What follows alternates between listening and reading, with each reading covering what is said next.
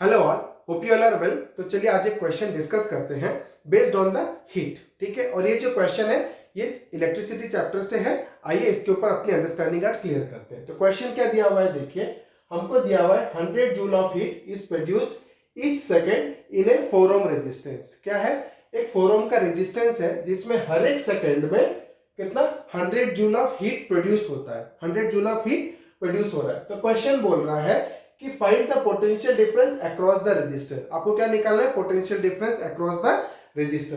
तो देखिए इसमें जाने से पहले हम समझते हैं कि जो हीट एनर्जी है उसका जो फॉर्मूला है वो कितने प्रकार से है और किस प्रकार से हम लोग इस क्वेश्चन को यूज कर सकते हैं। ठीक है, तो देखिए नॉर्मली क्या होता है, हमारा जो हीट एनर्जी होता है वो कितना होता है, पावर इनटू टाइम। एक तो ये एक फॉर्मूला होता है। अगर आपके पास पावर है तो डायरेक्टली आप क्या करो, टाइम से मल्टीप्लाई कर दो, आपका हीट एनर्जी निकल जाएगा। सेकंड में क्या कर रहा हूं, पावर को खोल रहा हूं v इंटू आई। ठीक है, तो पावर क्या हो जाता है, v इंटू आई। तो ये कितना हो जाएगा, अब हीट का फॉर्मूला कितना हो जाता है, वी आई टी। अब हम लोग क्या करेंगे, ओम्स लॉ डालेंगे। देखिए v इज इक्वल टू कितना होता है, आई आर। अगर मैं v के जगह आई आर डाल देता हूं तो h की वैल्यू कितनी हो जाती है, v is equal to I R डाल दिया तो i into I R into I into T.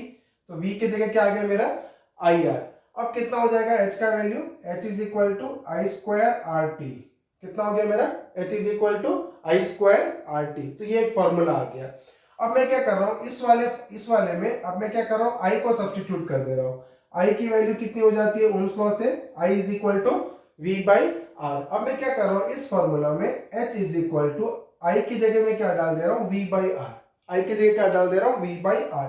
तो ये v का जगह v रह गया, आई की जगह क्या आ गया, v बाई आर, और t की जगह t आ गया। तो ये कितना हो जाएगा, देखिए h is equal to V square by R into T, V square by R into T. तो देखिए एक तो ये फॉर्मूला आ गया h is equal to p into T. दूसरा फॉर्मूला क्या आ गया हमारा, h is equal to V I T. तीसरा फॉर्मूला क्या आ गया, h is equal to I square R T. चौथा फॉर्मूला क्या आ गया, h is equal to V square by R into T. तो जब जैसा जरूरत रहेगा हम उस तरीके का फॉर्मूला यहाँ पर यूज कर सकते हैं। ठीक है, तो अभी का क्वेश्चन जो है उसको दो तरीके से आप सॉल्व कर सकते हो। देखिए पहले गिवन कंडीशंस क्या दिया हुआ है, 100 जूल। ठीक है, 100 जूल ऑफ हीट, मतलब हीट एनर्जी आपको दे दिया कितना, 100 जूल। फिर क्या बोला, ईच सेकेंड, तो टाइम कितना दे दिया आपको, 1 सेकेंड। और उसके बाद रेजिस्टेंस कितना दे दिया हुआ है, 4 ohm. Everything is in SI unit, so आपको आंसर भी सारे एसआई यूनिट्स में मिलेंगे। तो देखिए आपके पास h है, t है और r है। तो दो तरीके से कैसे निकाल सकते हैं, एक तो आप क्या कर सकते हो, h is equal to I square R T formula डाल के, आपके पास h की वैल्यू है, आपके पास r की वैल्यू है, आपके पास t की वैल्यू है। आप क्या कर लो, यहां से i निकाल लो। ठीक है, यहां से i निकाल लिया और i निकाल के फिर क्या करोगे, ओम्स लॉ यूज कर लोगे, i और r निकाल के v निकाल सकते हो, जो कि आपको निकालना है find the potential difference across the register.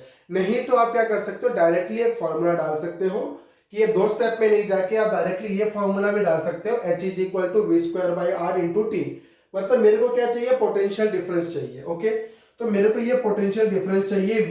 मेरे पास h की वैल्यू है, मेरे पास r की वैल्यू है, मेरे पास t की वैल्यू है। तो एक इक्वेशन बन रहा है और एक अननोन बन रहा है, आराम से हम लोग निकाल सकते हैं। तो चलिए इस फॉर्मूला को हम लोग डालते हैं।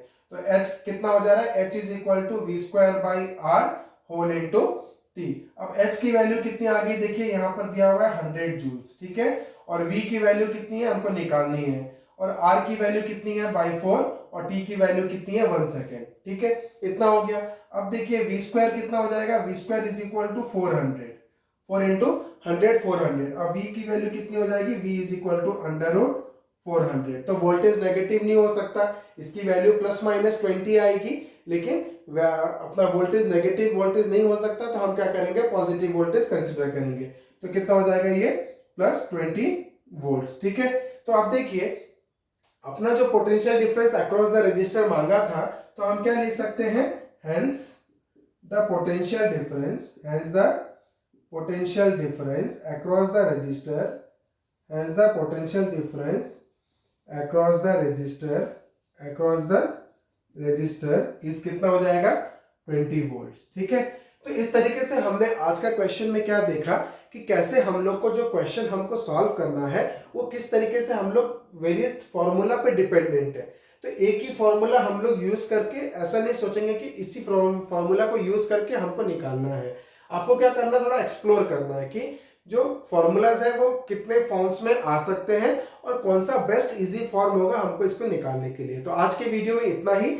बने रहिए मेरे साथ मेरे आगे वीडियोस के लिए, जहां पर मैं कुछ और इंटरेस्टिंग क्वेश्चंस आपके लिए लेके आऊंगा और आपकी अंडरस्टैंडिंग उस पर क्लियर करके दूंगा। Thank you.